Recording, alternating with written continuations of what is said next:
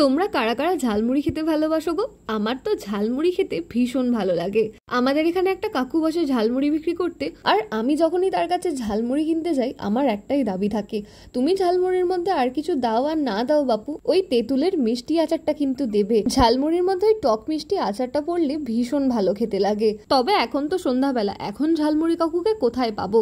আর আমার কাছে টক মিষ্টি আচারও নেই। তবে বাড়িতে মুড়ি মাখার জন্য সমস্ত রকমের ইনগ্রিডিয়েন্টস আছে, যেমন চানাচুর, বাদাম, শসা, টমেটো সবকিছু। আমি যখন পুরীতে গিয়েছিলাম তখন ওখানে দেখেছিলাম যে মুড়ি মাখার মধ্যে জানো তো টমেটো দেয়, যেটা খেতে ভীষণ ভালো লাগে। ওরা আবার আলু সেদ্ধও দেয় কুচি কুচি করে। আর আজকে আমি মুড়ি মাখার মধ্যে একটুখানি বিলিতি আমরা কুচিয়ে দিয়েছিলাম, খেতে বেশ ভালোই লাগে।